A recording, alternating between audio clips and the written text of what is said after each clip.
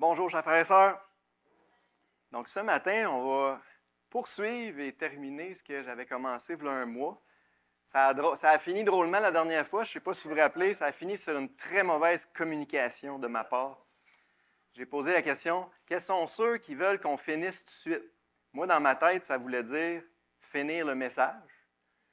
Mais la plupart des gens ont compris, on arrête tout de suite. Fait que j'ai compris complètement à l'envers. Mais après ça, plein de monde sont venus me voir et ont dit on ne comprend pas. Là.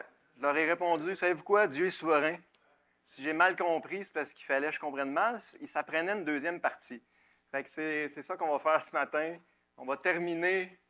Le message avait commencé il y a un mois, puis ça m'a permis d'en rajouter aussi. Il y a toujours des choses à rajouter. Yeshua dans l'Ancien Testament. Jésus dans l'Ancien Testament. C'est mon thème préféré quand je lis l'Ancien Testament. Il n'y a rien que j'aime plus que de voir Jésus annoncé, le Messie de Dieu, tant annoncé, et comme on l'a déjà dit, il est partout. Et c'est vraiment une joie de voir Jésus annoncé dans l'Ancien Testament, et c'est ça le sujet ce matin. Là, je vais juste faire une petite révision rapide pour ceux qui n'ont pas eu la première partie, pour pas que vous soyez trop mêlés. Je vais faire un survol rapide juste de la base, là, de ce qu'on a vu il y a un mois. Si Jésus est vraiment présent partout dans l'Ancien Testament, comme je le répète souvent, si Jésus, le Messie promis, est vraiment le thème central de l'Ancien Testament, qu'en est-il de son nom? Trouve-t-on le nom de Jésus dans l'Ancien Testament? Le nom du Messie a-t-il été annoncé? C'était ça la question qu'on a abordée. Maintenant, il faut savoir qu'il y a des questions de langue là-dedans. Jésus, en français, c'est une translittération de Jesus en grec. Le Nouveau Testament a été écrit en grec. Donc, le texte original du Nouveau Testament, le nom de notre Sauveur et Seigneur, c'est Jesus. OK? Mais Jesus, c'est aussi une translittération du nom hébreu ou araméen qui est Yehoshua ou Yeshua. Okay? Comment est-ce qu'on sait que c'est la correspondance? Eh bien, entre autres, ces deux noms sont traduits Jesus dans la version des Septante. Il existe une Bible, un Ancien Testament en grec. Okay? Il existait déjà au temps de Jésus, ça a été traduit à peu près 200 ans avant Jésus. Puis dans l'Ancien Testament en grec, partout ce qu'on trouve Yehoshua ou Yeshua, c'est traduit Jesus, c'est traduit Jésus. Fait que c'est comme ça qu'on sait que c'est des noms correspondants. Donc, Yehoshua ou Yeshua, c'est le même nom, version longue et version courte. Yeshua a graduellement remplacé Yehoshua à partir de 500 avant Jésus. On voit ça en regardant les écrits les plus anciens, en les comparant aux livres de la Bible les plus récents. Yehoshua ou Yeshua, ça signifie Yahweh est salut ou salut de Yahweh, salut de l'Éternel. C'est vraiment ça le sens du nom. Ces deux noms découlent du verbe Yasha qui signifie sauver. Yehoshua et Yeshua ont tous deux été traduits Josué en français. Donc, c'est ce qu'on a vu il y a un mois. Josué, quand vous lisez à propos d'un Josué dans l'Ancien Testament, c'est exactement le même nom, prénom que Jésus, notre Sauveur. Okay? C'est traduit Josué dans l'Ancien Testament. On avait vu qu'il y a deux Josué principaux dans l'Ancien Testament. Josué, fils de Nun, qui est le successeur de Moïse, qui est clairement un type de Jésus-Christ qui annonce Jésus en tant que roi, sauveur, puissant, libérateur, qui donne la victoire à son peuple. Et l'autre Josué très important, c'est Josué, fils de Jotsadak, qui est le premier grand souverain sacrificateur au retour de l'exil, qui représente Jésus, qui annonce Jésus en tant que grand souverain sacrificateur. Ça, on ne revient pas là-dessus ce matin, mais les deux personnages principaux qui portent le nom de Josué ou Yeshua dans l'Ancien Testament sont clairement des types de Jésus-Christ qui annoncent Jésus-Christ en tant que roi et sacrificateur. Maintenant, ce qu'on a parlé jusqu'à date, c'est le nom propre, Yeshua. Ici, vous avez la prononciation, Yeshua. Bon, c'est de même, ça s'écrit en hébreu. Mais il y a aussi le nom commun, qui se prononce à peu près pareil, Yeshua, mais qui est un nom commun, qui signifie simplement le salut, la délivrance, le secours ou d'autres synonymes. Et on avait vu que ça s'écrit pareil, les 4 premières lettres, il faut lire de droite à gauche. Puis, il y a une petite lettre qui se rajoute, qui est une lettre silencieuse, qui fait juste dire finalement que c'est un nom commun un nom féminin. En français, on pourrait dire c'est la délivrance. Donc, écrit comme ça veut dire la délivrance. Et là, la recherche que j'ai faite, c'est le nom commun Yeshua, qui signifie le salut, la délivrance. Ça revient 78 fois dans l'Ancien Testament. Se pourrait-il que Dieu ait annoncé le nom de son Messie à travers les nombreuses occurrences de ce mot-là dans l'Ancien Testament?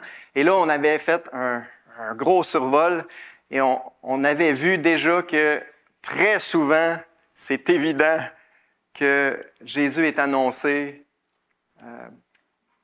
par ce nom-là à cause du contexte dans lequel on retrouve le mot Yeshua. Quand on regarde le contexte, c'est évident que Jésus est annoncé à maintes et maintes reprises. Et si ça vous intéresse de l'approfondir, vous écouterez le message de v'là un mois. Maintenant, on était rendu à Ésaïe dans notre survol.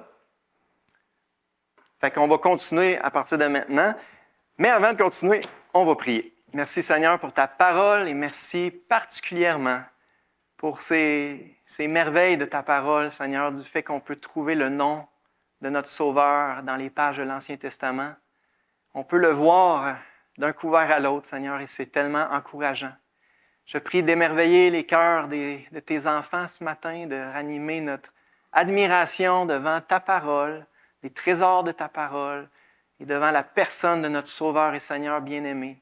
Et que ça puisse être édifiant, que ça puisse affermir notre foi, et qu'on puisse trouver notre plaisir dans ta parole encore ce matin, Seigneur. Bénis ton peuple par cet enseignement, je te demande, au nom précieux de Jésus.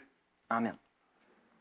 Donc, dans Ésaïe 12, 2 et 3, vous pouvez suivre dans vos Bibles si vous voulez, ça va être en ordre, fait que ça va être relativement facile à ceux qui aiment ça vraiment lire sur le papier. Vous pouvez tourner dans Ésaïe chapitre 12 pour commencer. Dans les versets 2 et 3, on retrouve le nom Yeshua 3 fois. Et c'est évident que ça annonce Jésus. Voici, Dieu est ma délivrance. Littéralement dans l'hébreu, là, Dieu est Yeshua. Je serai plein de confiance. Je ne craindrai rien. Car l'Éternel est ma force et le sujet de mes louanges. C'est lui qui m'a sauvé. Littéralement, il deviendra pour moi Yeshua. C'est toute une phrase, hein? L'Éternel deviendra pour moi Yeshua, ma délivrance. Vous puiserez de l'eau avec joie aux sources du salut. Littéralement en hébreu, vous allez puiser de l'eau aux sources de Yeshua. Ça m'a fait penser, je l'ai juste mis en parenthèse ici, Jean 4, hein? Celui qui boira de l'eau que je lui donnerai n'aura plus jamais soif. Jésus se présente comme la source d'eau vive qui peut abreuver nos âmes. Dans Jean 7 également, que celui qui a soif vienne à moi et qu'il boive. Alors, je crois qu'il y a une allusion ici à ça. Vous puiserez de l'eau avec joie aux sources de Yeshua. 3 fois en 2 versets, c'est quand même déjà quelque chose. On continue dans Ésaïe 25. Ésaïe 25, versets 8 et 9. Il engloutit la mort pour toujours. J'aimerais ça juste qu'on remarque le contexte. Le contexte, c'est la fin des temps, c'est la résurrection des morts. Il engloutit la mort pour toujours. Le Seigneur, l'Éternel, essuie les larmes de tous les visages. On voit ça dans l'Apocalypse. Hein? C'est à la fin des temps. Il fait disparaître de toute la terre l'opprobre de son peuple. Clairement, c'est encore futur. Car l'Éternel a parlé. En ce jour, l'on dira, voici, c'est notre Dieu en qui nous avons confiance. C'est lui qui nous sauve. C'est l'Éternel en qui nous avons confiance. Soyons dans l'allégresse et réjouissons-nous de son salut. Littéralement, dans l'hébreu, c'est écrit « Nous nous réjouirons à cause de Yeshua ». Le contexte est vraiment intéressant. On va se réjouir parce qu'on va reconnaître notre Sauveur. Et on va réaliser que Yeshua, c'est notre Dieu. Yeshua, c'est l'Éternel. Le salut de l'Éternel. Et en ce jour-là, ça va être la résurrection. Dieu va consoler les cœurs, essuyer les larmes. Ésaïe 26, verset 1. En ce jour, en passant, presque à chaque fois que vous lisez ça, en ce jour-là, on parle du jour de l'Éternel, du retour de Jésus-Christ, qui commence avec une période de jugement, de colère. de justice, on va en voir pas mal à matin, mais qui se poursuit par le royaume messianique. Donc, en ce jour-là, c'est toujours futur, ça annonce le jour de l'Éternel qui va être inauguré par le retour glorieux du Messie. Donc, Isaïe 26:1, « En ce jour, on chantera ce cantique dans le pays de Juda. Nous avons une ville forte. Il nous donne le salut pour muraille et pour rempart. » Littéralement, il nous donne Yeshua pour muraille et pour rempart. Ça annonce le règne messianique où Jésus va régner à Jérusalem. Il va protéger son peuple. On poursuit dans Ésaïe 49, verset 6. Il dit, « C'est peu que tu sois mon serviteur pour relever les tribus de Jacob et pour ramener les restes d'Israël. » En passant, à partir d'Ésaïe 40 jusqu'à 66, ça parle beaucoup du serviteur de l'Éternel. Et il n'y a aucun doute que c'est Jésus, que c'est le Messie qui est appelé dans ces chapitres-là le serviteur de l'Éternel, celui qui va exécuter le plan, la volonté de Dieu. Donc, Dieu s'adresse à son serviteur, son Messie. Puis là, il dit, « Je t'établis pour être la lumière des nations, pour porter, littéralement, pour être mon salut jusqu'aux extrémités de la terre. » Dieu s'adresse à son serviteur, il dit, « Je t'établis pour être la lumière des nations, pour être mon salut jusqu'aux extrémités de la terre. » Littéralement, pour être Yeshua. On sait, à la lumière du Nouveau Testament, on sait c'est qui la lumière des nations, on sait c'est qui le salut de Dieu. C'est Jésus. Un peu plus loin, Isaïe 49, verset 8. « Ainsi parle l'Éternel. Au temps de la grâce, je t'exaucerai. Au jour du salut, je te secourrai. » Littéralement, au jour de Yeshua, je vais te secourir. L'apôtre Paul cite ce verset-là dans le Nouveau Testament en parlant du salut par grâce que Dieu nous donne par la foi en Jésus. Il y a toujours un aspect futur pour Israël aussi.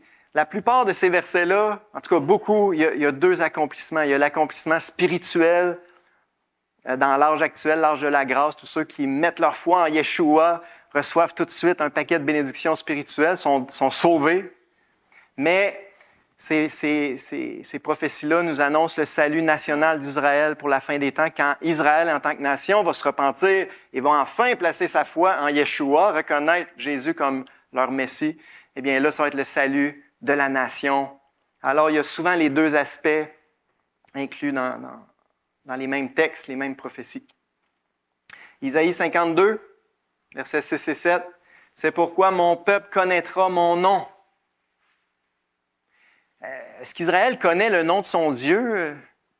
Il l'a révélé dans Exode 3, okay? Yahweh, l'Éternel.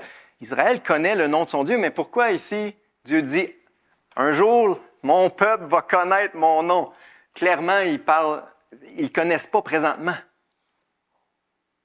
Quel est ce nom qu'ils vont découvrir un jour? C'est le nom de leur Messie. « Mon peuple connaîtra mon nom un jour. C'est pourquoi il saura en ce jour que c'est moi qui parle. À travers Yeshua, c'est moi qui parle. Me voici. Qu'ils sont beaux sur les montagnes les pieds de celui qui apporte de bonnes nouvelles, qui publie la paix, de celui qui apporte de bonnes nouvelles, qui publie le salut, littéralement, qui publie Yeshua. » L'apôtre Paul cite ce verset-là dans Romains 10 en parlant de l'Évangile, la bonne nouvelle. Qu'ils sont beaux les pieds de ceux qui annoncent la bonne nouvelle de Jésus. Eh bien, c'était écrit. Son nom était là dans Isaïe 52, 700 ans à l'avance. Isaïe 52, verset 10 maintenant. « L'Éternel découvre le bras de sa sainteté aux yeux de toutes les nations, et toutes les extrémités de la terre verront le salut de notre Dieu. » Toutes les extrémités de la terre vont voir Yeshua. Encore là, il y a une double application. Présentement, dans l'âge de la grâce, presque toutes les extrémités de la terre ont entendu parler de Jésus, ont entendu parler du salut qui est en Jésus-Christ. Et on n'a pas tout à fait atteint toutes les extrémités de la terre, c'est pour ça que Jésus n'est pas revenu encore. Mais c'est en train de s'accomplir. Mais un jour, il va y avoir un accomplissement littéral, le jour du retour glorieux de Jésus sur les nuées, avec puissance et avec gloire. La Bible dit que tout œil le verra. Tout le monde va le voir littéralement à son retour glorieux. Mais Jésus est annoncé clairement, son nom est là. Isaïe 56, verset 1. Ainsi parle l'Éternel.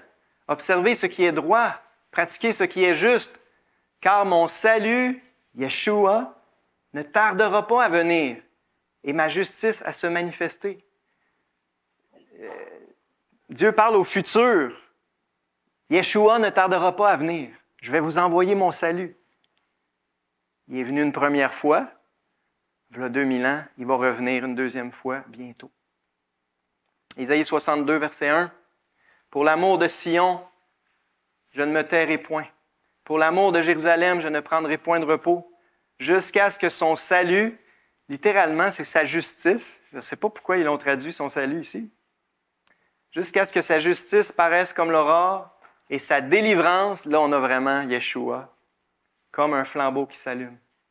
Encore là, Dieu dit, un jour, mon salut va paraître.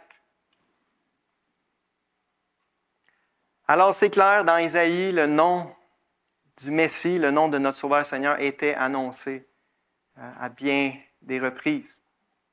Maintenant, je vais faire une petite conclusion de cette partie-là. C'est important, là, la leçon la plus importante, Yeshua est déjà venu une première fois. On a beaucoup parlé de prophéties futures, de son retour glorieux, qui va revenir pour délivrer Israël, pour sauver son peuple. Mais en ce qui nous concerne, Yeshua est déjà venu. Et il faut le comprendre, il faut le croire. Matthieu 1, 21, « Elle enfantera un fils et tu lui donneras le nom de Jésus. » Il faut savoir que la langue du peuple, c'était l'araméen dans ce temps-là. Fait que ce que l'ange a dit à, je pense que c'est à Joseph qui s'adresse ici, il a dit, tu vas lui donner le nom de Yeshua. Pas pour rien que Dieu lui a dit de lui donner ce nom-là. Hein? À la lumière de tout ce qu'on a vu dans l'Ancien Testament, son nom est très significatif. Puis, il l'explique, tu vas l'appeler Yeshua parce que c'est lui qui sauvera son peuple de ses péchés. Donc, Yeshua, ce n'est pas juste le sauveur d'Israël qui va revenir délivrer son peuple à la fin des temps.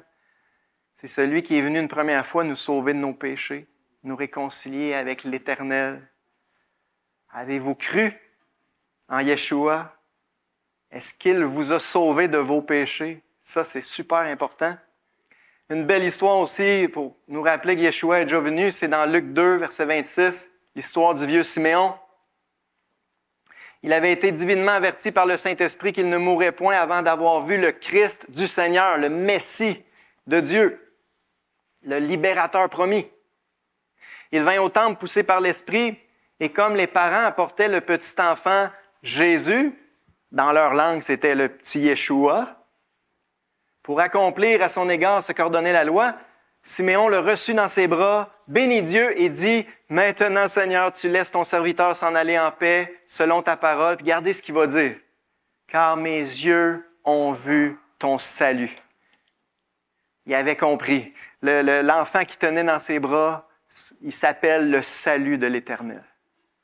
Puis là, en regardant cet enfant-là, Siméon a dit, « Mes yeux ont vu ton salut. » Salut que tu as préparé devant tous les peuples. Lumière pour éclairer les nations et gloire d'Israël, ton peuple. C'est à la fois le sauveur des nations. C'est pour ça qu'on est ici un matin. Et un jour, ça va être le sauveur du reste de son peuple. Le sauveur d'Israël. Puis un petit dernier. Actes 4, 11 et 12. Jésus, son nom original, Yeshua, c'est la pierre rejetée par vous qui bâtissez et qui est devenue la principale de l'angle. Citation du psaume 118. Il n'y a de salut en aucun autre, car il n'y a sous le ciel aucun autre nom qui ait été donné parmi les hommes par lequel nous devions être sauvés. La Bible est tranchante. Il y a un seul sauveur. Il y a un seul salut de l'Éternel. C'est Jésus, Yeshua. Je vous pose la question, avez-vous reconnu Jésus comme votre sauveur à vous? Est-ce qu'il vous a sauvé de vos péchés? Avez-vous mis votre confiance dans son sacrifice à la croix pour vos péchés? Il n'y en a pas d'autre sauveur. Je sais que ça, c'est vraiment pas à mode de dire ça aujourd'hui, dans notre société pluraliste et multiculturelle, etc. Mais la Bible est tranchante. Il n'y a de salut en aucun autre. C'est écrit ici, noir sur blanc. Puis Jésus lui-même a dit, « Je suis le chemin, la vérité et la vie. Personne ne va aller au Père sans passer par moi. » C'est le seul sauveur. Il est déjà venu, mais il va revenir pour Israël. Et là, on continue, c'est la part 2 ce matin. C'est un petit peu dans le même... Là, on ne regardera pas le nom Yeshua, qui est le salut de l'Éternel, mais on va voir d'autres expressions qui parlent très souvent de Jésus. Ma droite, mon bras, ma justice. On voit ça souvent dans l'Ancien Testament. Et là, je veux vous montrer que ça parle souvent de Jésus. Et j'espère que ça va vous aider à voir Jésus plus clairement dans ces pages-là. Alors, on commence par les psaumes. Psaume 16, je vous invite à tourner. Encore là, ça va être pas mal dans l'ordre. Psaume 16, versets 10 et 11. J'ai commencé par ceux qui sont indiscutablement associés à Jésus. Il y en a qui sont moins clairs, mais eux autres sont clairs. Psaume 16, verset 10. « Tu ne livreras pas mon âme au séjour des morts. Tu ne permettras pas que ton bien-aimé voie la corruption. » Ça parle de quoi, ça? Ça annonce la résurrection de Jésus. Puis, si vous ne me croyez pas, lisez la première prédication de Pierre le jour de la Pentecôte. C'est ça son argument principal. Il cite ça pour dire « Hey, c'est Jésus qui est ressuscité, qui n'a pas vu la corruption. » On sait que ça parle de Jésus. OK? Ces versets-là, ça annonce sa résurrection. Tu me feras connaître le sentier de la vie. Tu vas me ressusciter, en d'autres mots. Il y a d'abondantes joies devant ta face, des délices éternelles à ta droite. Le Nouveau Testament enseigne à au moins 12 places que Jésus, après être monté au ciel, il s'est assis à la droite de Dieu. Au moins 12 places, vous ferez une recherche. Jésus est présentement à la droite du Père, à la droite de Dieu. Gardons ça à la tête. Un autre passage clé, Psaume 110. Psaume 110, versets 1 à 6.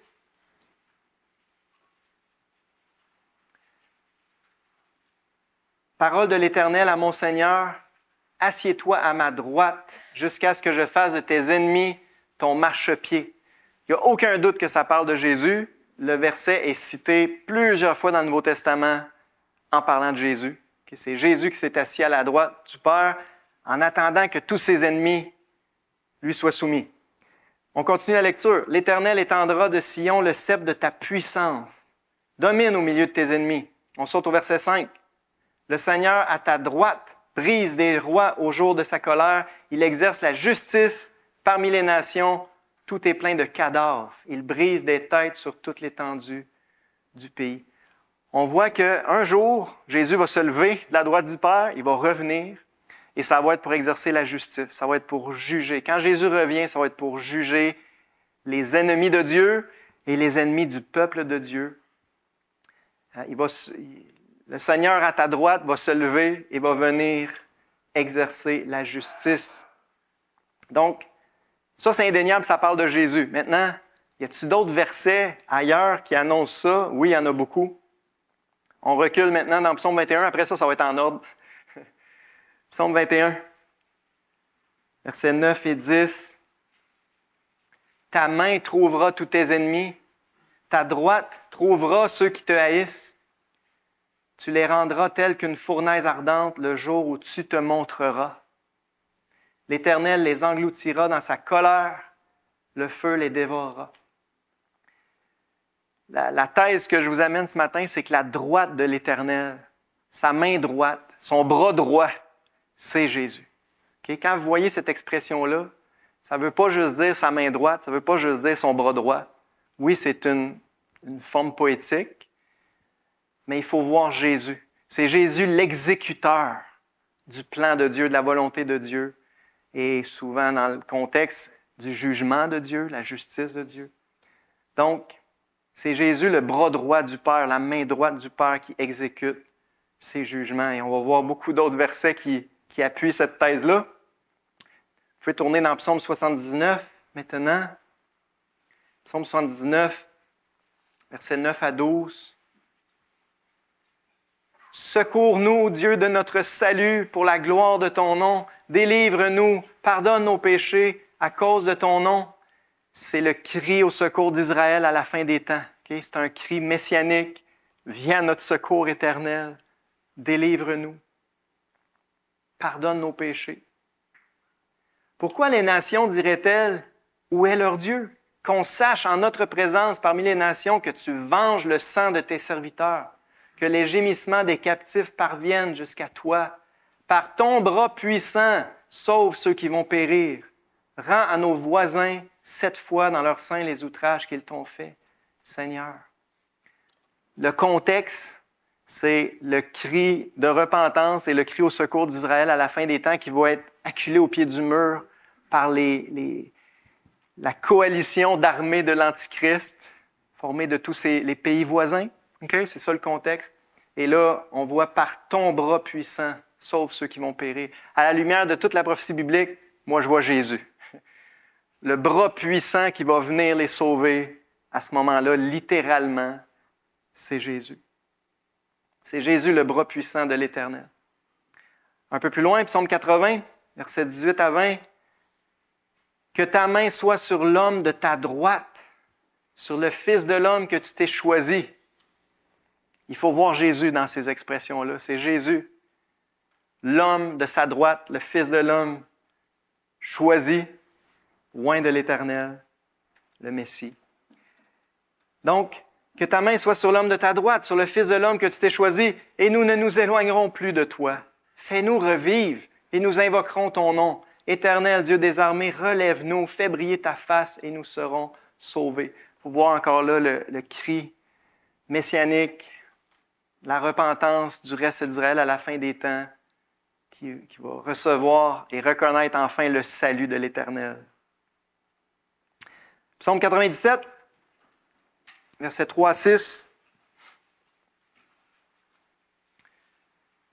Le feu marche devant lui et embrase alentour ses adversaires. Ses éclairs illuminent le monde. La terre le voit et tremble. Les montagnes se fondent comme la cire devant l'Éternel, devant le Seigneur de toute la terre. Les cieux publient sa justice et tous les peuples voient sa gloire. C'est pas juste de la poésie, c'est une prophétie. Ces versets-là nous annoncent le retour glorieux de Jésus-Christ. Okay? Et il y a des éléments vraiment littéraux là-dedans. La terre qui tremble, les montagnes qui s'abaissent, le feu, les éclairs, etc. Quand Jésus va revenir, ça va être comme ça. Il y a beaucoup de passages prophétiques qui nous décrivent le retour glorieux de Jésus. Et ça en est un. Et on voit que la terre tremble devant qui? Devant l'Éternel qui se manifeste, qui revient avec puissance, avec gloire. Puis là, je veux souligner, c'est sa justice qui est révélée en ce jour-là. Les cieux publient sa justice. Tous les peuples voient sa gloire. On l'a déjà vu, la Bible dit que lorsque Jésus va revenir, tout œil le verra.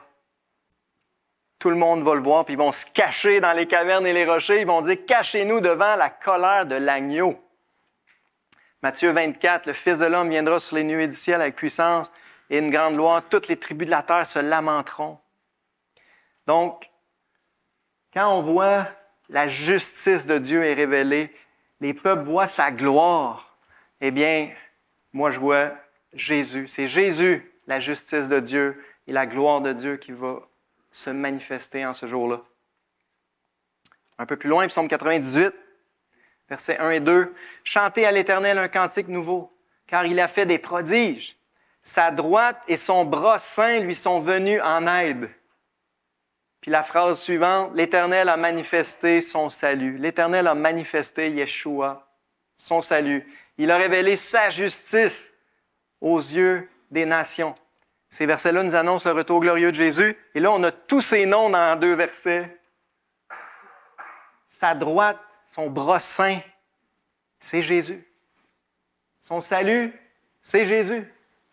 Sa justice, celui qui exécute sa justice, l'exécuteur de sa justice, de ses jugements, c'est Jésus. Psaume 108, versets 6 à 8. « Élève-toi sur les cieux, ô Dieu. Pensez au retour glorieux de Jésus sur les nuées. Avec puissance et gloire, et tout œil va le voir et va se lamenter. Élève-toi sur les cieux, ô Dieu, et que ta gloire soit sur toute la terre de façon visible. afin que tes bien-aimés soient délivrés. Sauve par ta droite, sauve par ta droite. Exauce-nous. Dieu a dit dans sa sainteté, je triompherai, je partagerai Sichem, je mesurerai la vallée de Sukkot. Donc, il faut voir encore là, c'est le retour glorieux de Jésus. La droite de Dieu, son bras droit qui exécute sa justice, qui exécute son salut. Psaume 118, versets 10 à 16. On l'avait vu la dernière fois, mais j'ai rajouté d'autres versets. Psaume 118, verset 10. « Toutes les nations m'environnaient. Au nom de l'Éternel, je les taille en pièces. Elles m'environnaient, m'enveloppaient. Au nom de l'Éternel, je les taille en pièces. » Juste encore là, le contexte, c'est la fin des temps. La Bible dit que toutes les nations d'alentour vont s'assembler contre Jérusalem pour détruire Jérusalem, détruire le reste d'Israël, pour les effacer de la map. C'est ça le contexte. Mais il y a quelqu'un qui va les tailler en pièces, ces nations-là, au nom de l'Éternel. Verset 14. « L'Éternel est ma force et le sujet de mes louanges. Il est devenu mon salut. Il est devenu Yeshua. » Puis là, j'ai rajouté des versets qu'on n'avait pas vus la dernière fois. « Des cris de triomphe et de salut s'élèvent dans les tentes des justes. La droite de l'Éternel manifeste sa puissance. La droite de l'Éternel est élevée. La droite de l'Éternel manifeste sa puissance. » Voyez-vous, le contexte, c'est il y a quelqu'un qui, au nom de l'Éternel, taille en pièces les nations assemblées pour détruire Jérusalem. Et dans les versets suivants, cette personne-là est appelée la droite de l'Éternel. Il faut voir Jésus. C'est Jésus, la droite de l'Éternel, qui va juger avec puissance, qui va exercer la justice de Dieu avec puissance lors de son retour. On est rendu dans Isaïe, je vous invite à tourner, Isaïe 40. Donc là, on a fait un petit survol des psaumes, mais on a vraiment les mêmes idées dans Isaïe. La droite de Dieu, le bras de Dieu, la justice de Dieu va être révélée, va être manifestée en la personne du Messie. Isaïe 40, vous savez, j'espère, à partir d'Isaïe 40, là, c'est messianique. Isaïe est clairement divisé en deux. 1 à 39, c'est beaucoup des jugements. 40 à 66, c'est des prophéties messianiques qui annoncent à la fois la première venue du Messie et sa deuxième venue. Mais je vous dirais, là, 90% des prophéties messianiques, c'est sa deuxième venue. Pas pour rien que les Juifs ne l'ont pas reconnu lors de sa première venue. Ils s'attendaient à quelque chose de complètement différent parce que la majorité des prophéties messianiques annoncent sa deuxième venue avec puissance, avec gloire pour les délivrer littéralement de leurs ennemis. Maintenant, on va faire un petit survol justement de cette section-là. Isaïe 40, versets 3 à 5. Une voix crie, « Préparez au désert le chemin de l'Éternel, aplanissez dans les lieux arides une route pour notre Dieu. » Ces versets-là sont cités dans le Nouveau Testament pour nous annoncer le ministère de qui? Jean-Baptiste, qui était là pour préparer la voie pour la venue du Messie. Donc, on sait que le contexte, c'est préparer la voie pour la venue du Messie qui approche. Mais les versets suivants sont intéressants. Que toute vallée soit exaucée, que toute montagne, toute colline soit abaissée, que les coteaux se changent en plaine et les défilés étroits en vallons. Alors, la gloire de l'Éternel sera révélée. Et au même instant, toute chair la verra. C'est qui, vous pensez, la gloire de l'Éternel qui va être révélée? C'est Jésus. Il y a eu un premier accomplissement partiel après Jean-Baptiste. La gloire de l'Éternel a été révélée dans la personne de Jésus. L'apôtre Jean écrit dans Jean 1, « Nous avons vu sa gloire. » Une gloire comme la gloire du Fils unique venu du Père. Mais c'était très discret. Il n'y a pas beaucoup de monde qui ont reconnu sa gloire lors de sa première venue. Mais lors de sa deuxième venue, là, ça va pleinement s'accomplir. Toute chair, il n'y aura plus aucun doute.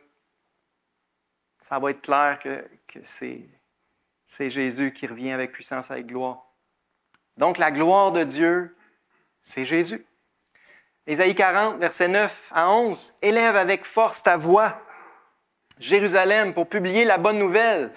Élève ta voix, ne crains point, dis aux villes de Juda, voici votre Dieu, voici le Seigneur, l'Éternel vient avec puissance, et de son bras il commande. Voici le salaire est avec lui, les rétributions le précèdent, Comme un berger, il paîtra son troupeau. Il prendra les agneaux dans ses bras et les portera en son sein.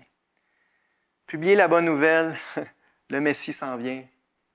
C'est Jésus, le bras de l'Éternel, qui va être révélé. C'est lui qui va agir comme un berger. Il l'a déjà dit dans les évangiles, « Je suis le bon berger ». C'est lui qui va revenir avec puissance. Le bras de l'Éternel, c'est Jésus.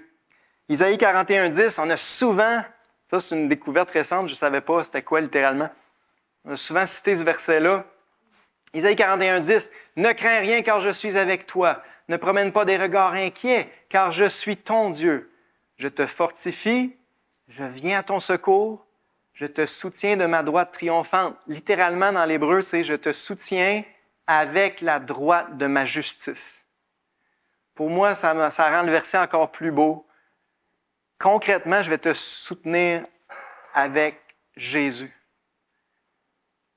Je vais te soutenir par Jésus, qui est la droite de ma justice, ma droite, ma justice. Mon bras droit. Isaïe 42, versets 1 à 7. Encore là, le serviteur de l'Éternel. C'est un titre du Messie. « Voici mon serviteur que je soutiendrai, mon élu en qui mon âme prend plaisir. » Ça, c'est littéralement ce que Dieu a dit quand Jésus s'est fait baptiser. Celui-ci, la voix s'est fait entendre du haut du ciel. Celui-ci est mon Fils bien-aimé, en qui j'ai mis toute mon affection, mais ça peut être traduit en qui j'ai mis tout mon plaisir. Ça parle de Jésus. J'ai mis mon esprit sur lui. Il annoncera la justice aux nations. Sa job, ça va être d'annoncer la justice aux nations. Verset 4. Il ne se découragera point, il ne se relâchera point jusqu'à ce qu'il ait établi la justice sur la terre. La mission de mon Messie, c'est d'établir la justice sur la terre. Et que les îles espèrent en sa loi. Les îles, c'est les nations lointaines, y compris nous autres. Verset 6. Moi, l'Éternel, je t'ai appelé pour le salut. Littéralement, pour la justice. Je te prendrai par la main, je te garderai, je t'établirai pour traiter alliance avec le peuple, pour faire une nouvelle alliance, meilleure que l'ancienne, pour être la lumière des nations, pour ouvrir les yeux des aveugles, pour faire sortir de prison le captif, de leur cachot ceux qui habitent dans les ténèbres. Ça nous parle de Jésus, d'un bout à l'autre. Mais je veux souligner surtout le fait que c'est sa justice. Jésus, c'est la justice de l'Éternel. Incarné, il est là pour exécuter la justice éternelle, pour établir la justice sur la terre, pour établir la nouvelle alliance. Donc, ça s'est accompli. Sur le plan spirituel, ça s'est accompli lors de sa première venue. C'est à la croix que Jésus a satisfait la justice de Dieu et établi la justice de la nouvelle alliance sur la terre. Et lors de sa deuxième venue, ça va être la justice plus littérale, on peut dire, sur le plan politique. Isaïe 46, verset 13. « Je fais approcher ma justice. » Voyez-vous, la justice de Dieu est personnifiée. Elle approche, elle va venir. Je vais vous l'envoyer. Je fais approcher ma justice, elle n'est pas loin. Et mon salut, là c'est un autre mot, Teshua, il ne tardera pas, il va venir. Je mettrai le salut, Teshua, en Sion et ma gloire sur Israël. Il faut voir Jésus, c'est la justice de Dieu, le salut de Dieu, la gloire de Dieu personnifiée en la personne de Jésus. Isaïe 48, verset 14. Celui que l'Éternel aime, c'est qui ça? C'est en qui Dieu a mis toute son affection. Celui que l'Éternel aime exécutera sa volonté. C'est ça l'idée d'un bras droit. Hein? C'est l'exécuteur de la volonté du Père. Celui que l'Éternel aime exécutera sa volonté contre Babylone. Son bras s'appesantira sur les Chaldéens. Il faut voir aussi la Babylone de la fin des temps. Relisez l'Apocalypse, ça parle beaucoup de Babylone. La Babylone de la fin des temps, c'est Jésus qui va la juger. Son bras va la juger. On continue. Moi, j'ai parlé. Voyez-vous que ça aussi, ça revient souvent dans le contexte des prophéties messianiques. L'Éternel a parlé. Un des titres de Jésus, c'est la parole. Hein? Dieu, Hébreux 1, Dieu nous a parlé par qui? Par le Fils. Moi, l'Éternel, j'ai parlé et je l'ai appelé, je l'ai fait venir et son œuvre réussira. Il parle de Jésus. Approchez-vous de moi, écoutez, dès le commencement, je n'ai point parlé en cachette. Dès l'origine de ces choses, j'ai été là. Et maintenant, le Seigneur, l'Éternel, m'a envoyé avec son esprit. Wow, ça c'est tout un verset. C'est Dieu qui parle. C'est Dieu qui parle, là, puis il dit, maintenant, le Seigneur, l'Éternel, m'a envoyé avec son esprit. On a la Trinité ici dans l'Ancien Testament. Et en passant, là, on n'a pas le temps ce matin, mais dans Zacharie, ça revient souvent. Dans Zacharie, ça revient au moins 3 ou 4 fois. Une phrase presque identique à ça. Le Seigneur, l'Éternel, m'a envoyé avec son esprit. Il faut voir Jésus, c'est Jésus qui parle. Isaïe 51, 4 et 5. Mon peuple, sois attentif. Ma nation, prête l'oreille, car la loi sortira de moi. Jésus a dit souvent, je suis sorti du Père. J'établirai ma loi pour être la lumière des peuples. La lumière des peuples, la lumière des nations, c'est tout le temps Jésus. Jésus le dit, je suis la lumière.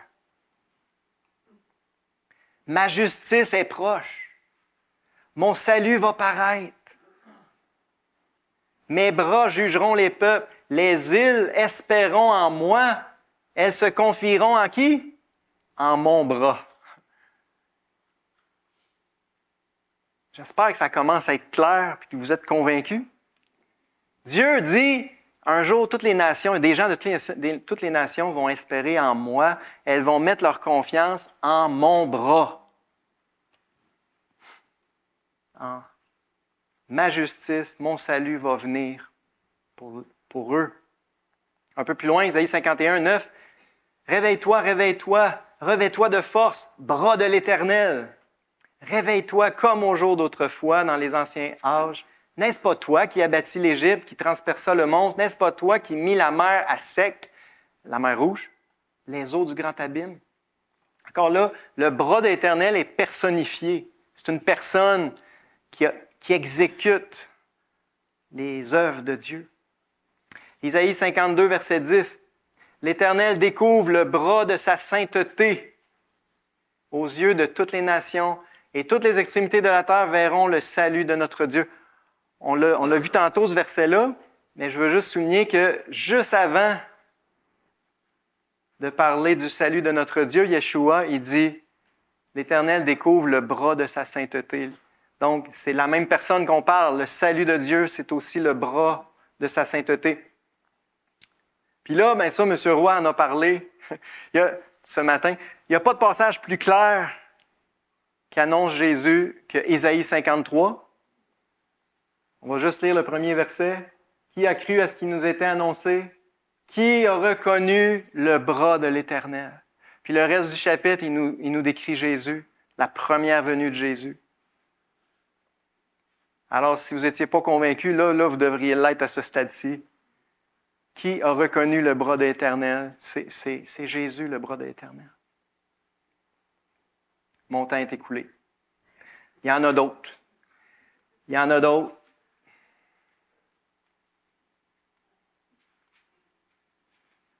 En conclusion, de la même façon que c'est important de comprendre que Yeshua, le salut de l'Éternel, est déjà venu, et il faut le reconnaître, il faut croire en lui, bien, encore là, je veux conclure en disant que c'est important de reconnaître que la droite de l'Éternel, le bras de l'Éternel, la justice de l'Éternel est déjà venue. Jésus a déjà établi la justice sur la terre. Il a déjà établi la nouvelle alliance. Et c'est important de le comprendre, de le reconnaître et d'y croire.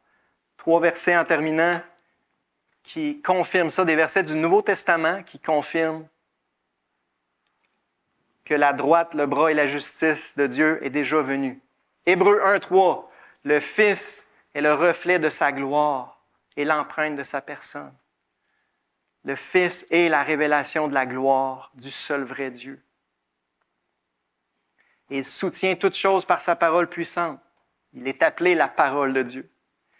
Il a fait la purification des péchés et s'est assis à la droite de la majesté divine dans les lieux très hauts. Il est déjà venu, il a accompli la purification des péchés, il a payé la rançon pour nos péchés. Il nous a obtenu à la croix la justice de Dieu. Puis là, il est assis à la droite de Dieu jusqu'à ce qu'il revienne en puissance et en gloire. Avez-vous cru au Fils? Malheureusement, il y a beaucoup de gens au temps de Jésus, surtout les chefs religieux, ils n'ont pas voulu croire en lui. Jean 12, verset 37, « Malgré tant de miracles qu'il avait faits en leur présence, ils ne croyaient pas en lui, Jésus. » Puis peut-être vous êtes ici ce matin, puis malgré tant d'évidences qu'on a vues à matin, que Jésus est annoncé partout dans les pages de l'Ancien Testament, peut-être vous n'avez pas encore vraiment cru en lui de tout votre cœur. Afin que s'accomplisse la parole d'Ésaïe, le prophète, Ésaïe 53. Seigneur, qui a cru à notre prédication? À qui le bras du Seigneur a-t-il été révélé? Alors, ce verset-là confirme encore là que le bras du Seigneur, c'est Jésus. Et la question, faites-vous partie de ceux qui ont cru? Faites-vous partie de ceux qui ont reconnu le bras de l'Éternel en la personne de Jésus? Puis, dernier verset ce matin, pour vous dire que la justice de Dieu, c'est la justice de la nouvelle alliance, la justice manifestée dans l'Évangile, la bonne nouvelle de Jésus. Romains 3, versets 21 à 24. L'apôtre Paul écrit « Maintenant, sans la loi, est manifestée la justice de Dieu. » Voyez-vous, elle a été manifestée une fois pour toutes, à laquelle rendent témoignage la loi et les prophètes. C'est ce qu'on a vu ce matin, c'était annoncé, rien qu'en masse, dans les prophètes. Justice de Dieu par la foi en Jésus-Christ, pour tous ceux qui croient. Il n'y a pas de distinction, car tous ont péché et sont privés de la gloire de Dieu. Ça, c'est la mauvaise nouvelle. Mais la bonne nouvelle, ils sont gratuitement justifiés, déclarés justes, par sa grâce, faveur imméritée, par le moyen de la rédemption qui est en Jésus-Christ. La justice de Dieu a été manifestée, elle a été révélée, et c'est dans la personne de Jésus, et c'est à la croix du Calvaire qu'elle a été révélée, manifestée, établie. Je t'ai établi pour établir ma justice sur la terre. C'est à la croix du Calvaire que la justice de Dieu a été satisfaite. Et la seule façon d'être déclaré juste par Dieu, d'être justifié par Dieu, c'est écrit très clairement, par la foi en Jésus-Christ. Croyez dans la bonne nouvelle, mettez votre confiance en Yeshua qui est mort pour vous, mettez votre confiance dans son sacrifice à la croix, et vous allez recevoir, en recevant Jésus, c'est une belle façon de finir ça. En recevant Jésus, là, vous allez recevoir la justice de Dieu. Dieu va vous déclarer juste.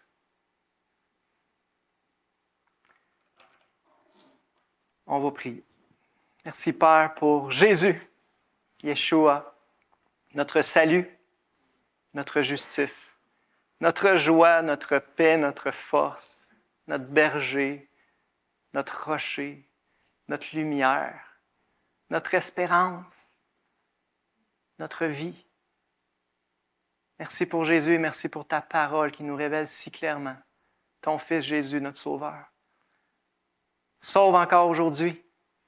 Et s'il y a des personnes dans cette salle qui ne se sont pas encore jetées dans les bras du Sauveur, je prie de les convaincre, de les attirer à toi, Seigneur, par ton amour irrésistible. Je te demande au nom de Jésus. Amen.